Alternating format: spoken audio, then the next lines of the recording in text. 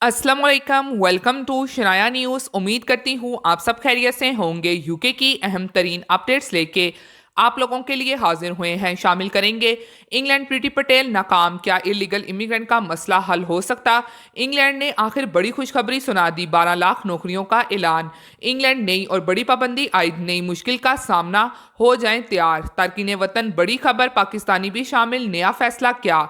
तो इन तमाम खबरों की तफसीलात जानने के लिए आप सबसे यही रिक्वेस्ट करूंगी कि वीडियो को एंड तक देखिएगा और वीडियो को लाइक कीजिए और शेयर कीजिए। और अगर आप में से हमारे चैनल पर कोई न्यू है तो चैनल को सब्सक्राइब कर लीजिए और साथ में बेल के आइकन को प्रेस कर दीजिए। तो चलिए टाइम को वेस्ट किए बगैर बढ़ते हैं आज की अहम तरीन अपडेट्स की जानिब। आज की पहली और अहम खबर को शामिल करेंगे जो कि इंग्लैंड प्रीति पटेल नाकाम, क्या इलीगल इमिग्रेंट का मसला हल हो सकता?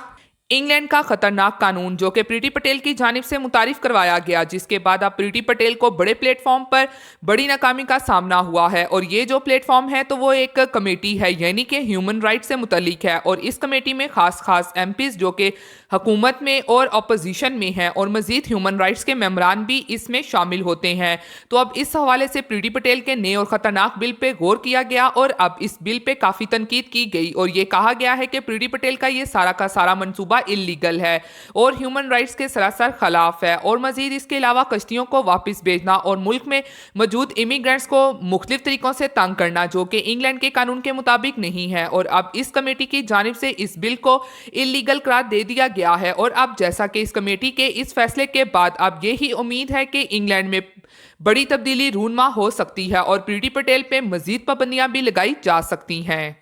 बढ़ते हैं आज की अगली और अहम तरीन अपडेट की जानिब जो कि इंग्लैंड हुकूमत ने आखिरकार बड़ी खुशखबरी सुना दी, 12 लाख नौकरियों का ऐलान।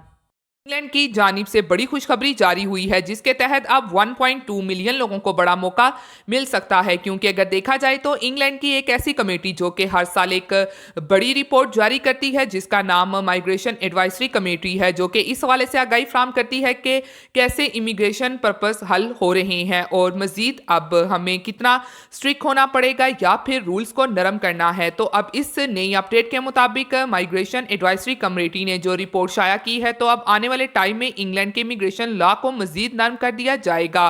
क्योंकि इंग्लैंड में लोगों की जो डिमांड है और जो वैकेंसीज इस वक्त इंग्लैंड में दरकार हैं तो वो बहुत ज़्यादा है और ब्रेग्जिट के बाद से लोग वहाँ पे काम करने वाले कम तादाद में हैं। और मज़ीद ये वाजिया रहे कि इंग्लैंड में 1.2 मिलियन यानी कि 12 लाख नौकरियाँ मौजूद हैं और लेबर ऑफ शॉर्टेज इंग्लैंड में काफ़ी ज़्यादा है माइग्रेशन एडवाइजरी कमेटी के मुताबिक। और मज़ीद ये भी वाजिया रहे कि ये जो जॉब्स हैं तो वो सब ही लेवल्स के लिए हैं, यानी कि बैचलर और मास्टर दोनों के लिए हैं। और मज़ीद ये जॉब्स इंग्लैंड के मुख्तलिफ शोबों में मौजूद हैं।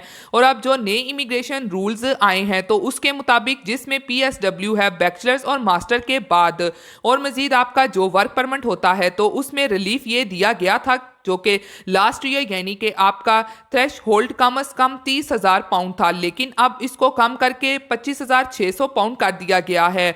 और ये भी स्टेप इंग्लैंड ने इस कमेटी के जरिए ही लिया था जिसकी बेस पे आपको इंग्लैंड का वर्क परमिट मिल जाए। और फिर इसके बाद से जो वर्क परमिट जारी हुए तो वो नॉन यूई सिटीजन को जारी हुए, यानी कि एशियन ममालिक से, जिसमें पाकिस्तान और इंडिया के लोग भी शामिल हैं। तो अब इसी साल 2022 में मजीद इमिग्रेशन नरम रहेगी जिससे पाकिस्तान और इंडियन लोग काफी हद तक फायदा हासिल कर सकेंगे। के साथ अब बढ़ते हैं आज की अगली और अहम तरीन अपडेट की जानिब जो कि इंग्लैंड नई और बड़ी पाबंदी आयद, नई मुश्किल का सामना, हो जाएं तैयार।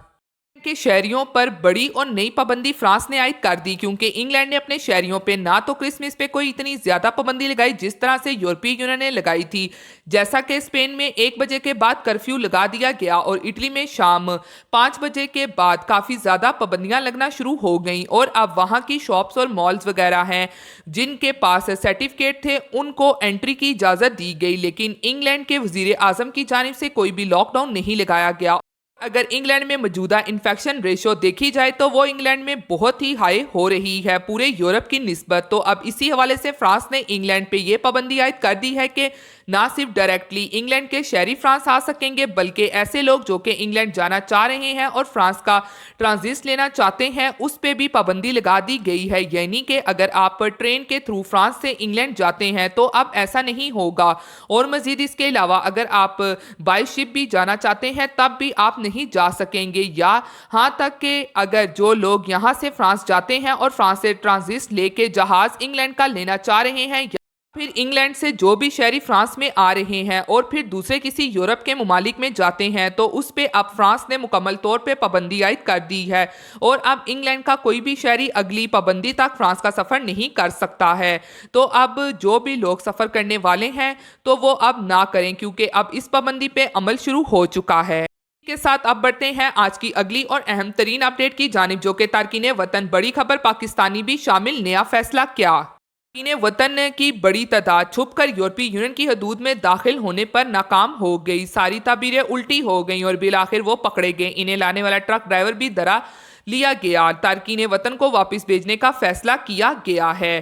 کے مطابق یورپ میں جانے والوں کو پولیس نے معمول کی چیکنگ کے دوران ایک ٹرک کو روکنے کا اشارہ کیا، جس کے بعد گاڑی کی تلاشی لے لی گئی تو اس میں 2، 4، 10، 15 نہیں بلکہ 53 تارکین موجود تھے، جنہیں چھپا کر آگے لے جانے کی کوشش کی جا رہی تھی۔ پولیس نے ٹرک میں چھپے ہوئے تارکین اور اس کے ڈرائیور کو پکڑ لیا، بعد از ڈرائیور کو گرفتار بھی کر لیا گیا، جبکہ تارکین کو سینٹرز میں منتقل کر دیا گیا۔